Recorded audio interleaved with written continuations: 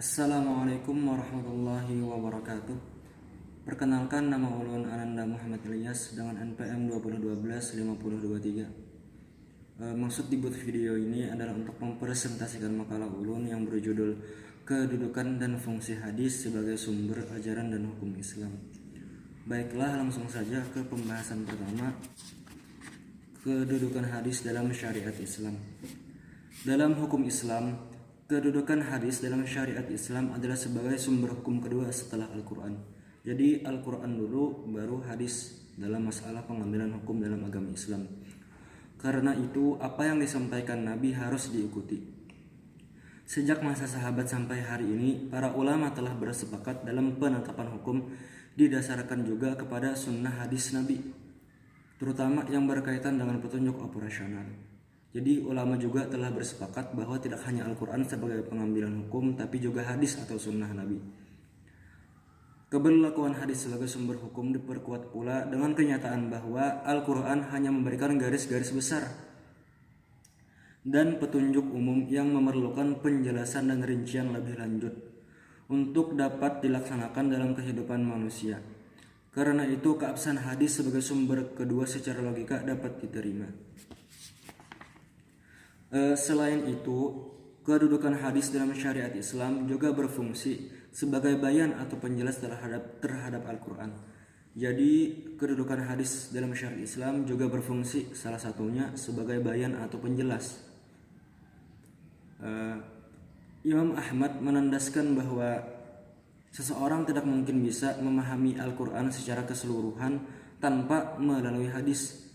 Jadi menurut pendapat Imam Ahmad, seseorang itu tidak bisa memahami Al-Quran secara keseluruhan tanpa melalui hadis. Nah, jadi sangat bertergantungan Al-Quran dengan hadis lah.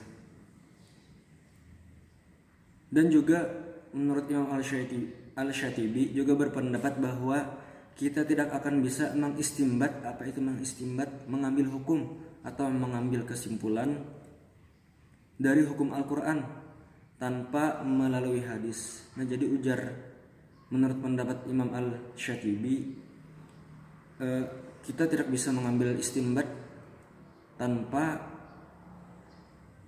melalui hadis. Dengan demikian, jelaslah fungsi hadis terhadap Al-Quran itu cukup penting. Bukan cukup penting lah, sangat penting, yaitu sebagai bayan atau penjelas. Pembahasan berikutnya, dalil Al-Quran tentang kedudukan hadis dalam syariat Islam. Banyak ayat Al-Quran yang menerangkan kewajiban untuk tetap teguh beriman kepada Allah dan Rasul-Nya. Iman kepada Rasul sebagai utusan Allah merupakan suatu keharusan dan sekaligus kebutuhan setiap individu.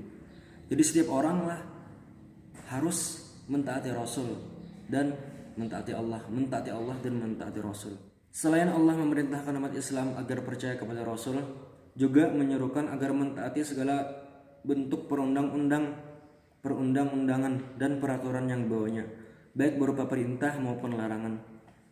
Tuntutan taat dan patuh kepada Rasul ini sama halnya dengan patuh terhadap hadis-hadis beliau yang menjadi sumber kedudukan dalam ajaran syariat Islam yang kedua setelah Al-Quran. Kenapa jadi begitu? Karena tadi arti hadis secara terminologi adalah sesuatu yang dinisbatkan atau disandarkan kepada Rasulullah SAW, baik perkataan, perbuatan, al-ihwal, dan diam Nabi lah. Banyak ayat Al-Quran yang berkenaan dengan masalah ini seperti ayat-ayat berikut.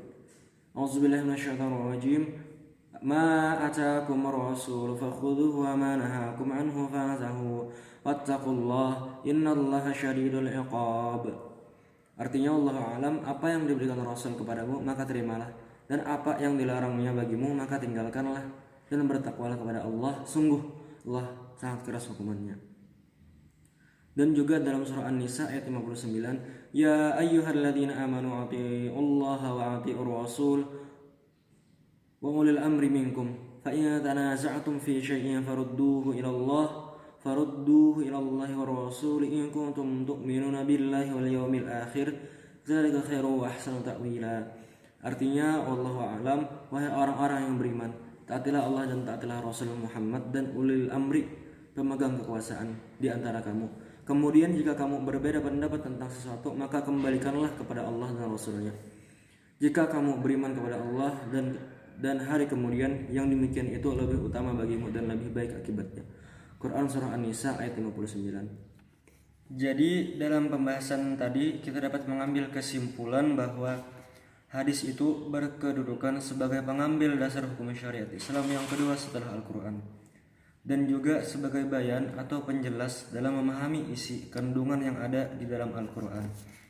Hadis merupakan sumber kedua bagi ajaran Islam.